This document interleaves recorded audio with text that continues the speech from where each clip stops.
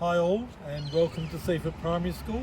We're about to take you on a virtual tour as we are not able to do on-site tours at the moment, so I hope you enjoy what it is that you're about to see. Come on in.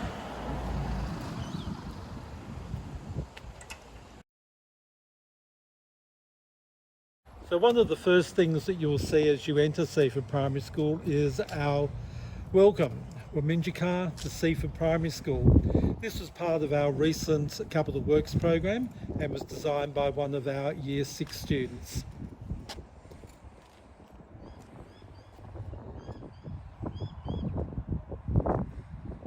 The school commenced in 1914 and the original site was down on Point Nepean Road, now known as Nepean Highway, and it moved to its current site in 1921. This is the original school building of that time, and it is the only part of the original school that remains after our Capital Works program. On entry to the school, your first point of contact would be our office manager, Mrs. Erica Cooper.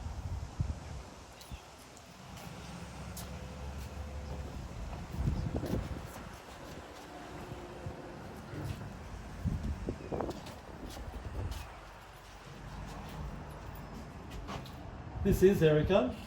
Say hi, Erica. Hi, welcome to Seaford Primary School. Erica will always be a point of call for you, and any information that you need, Erica is usually able to provide that for you. The school has gone over a great transformation over the past 15 years with a number of capital works projects being undertaken. The most recent was completed earlier this year, and as you can see, we now have a very modern landscaped environment for your children to come and learn and also to socialise with their peers.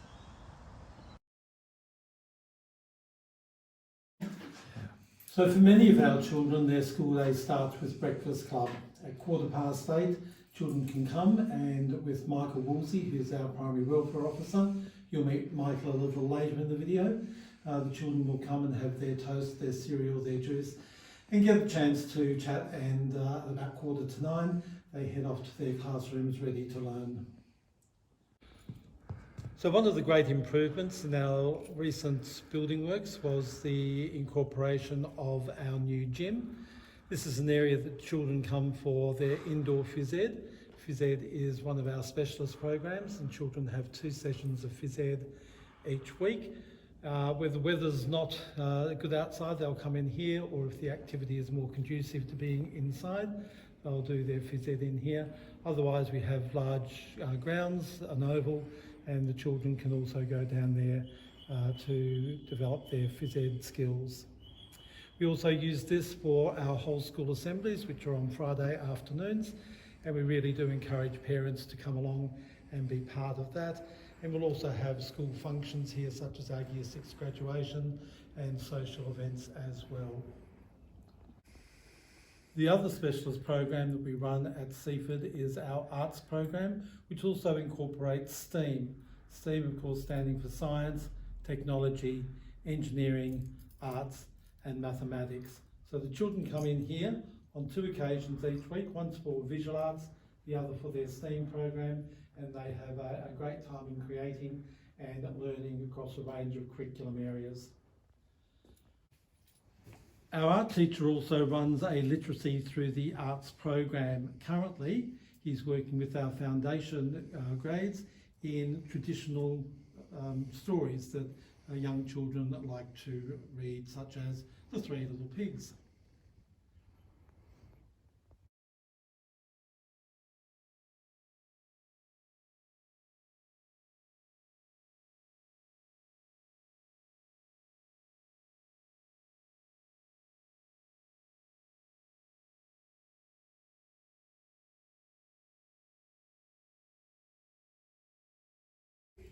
So currently we have 2 foundation classrooms. Each of our foundations has 18 students, and this is one of the classrooms. This is Mrs. Wilder's Foundation 1. Mrs. Wilson is our other foundation teacher, and her room is right next door.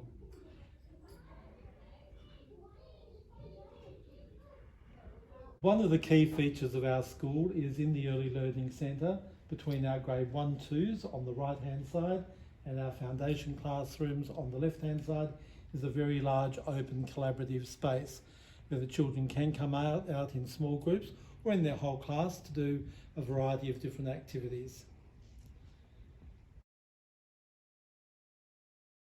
We are now in the Senior Learning Centre. This is where our grade 3s, 4s, 5s and 6s do their learning.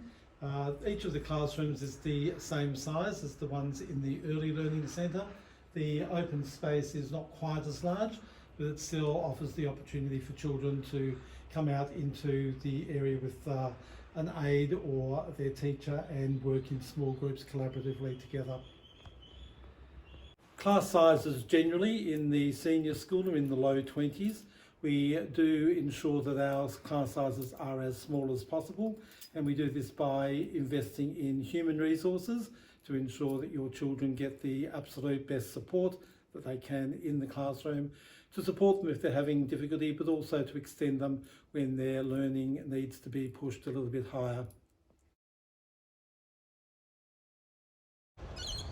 One of the great assets of Seaford Primary School is the amount of open spaces we have for the children to play in. We have a small school of around 165, 170 students, but huge playgrounds, so the children can always find somewhere where they can play without getting in each other's way. And that reduces conflict that might arise from time to time in the school grounds. Not only do we have our large adventure playground near the senior end of the school, but we also have around our oval a number of what we call fitness stations. The children can move from one station to another, or they can just use those independently as a standalone structure that they can play on and exercise on. Our school is located between McRae Street and Mackenzie Street. This is one of the entries in Mackenzie Street. We've just been given another $500,000 to spend on upgrades to our playground and our landscaping.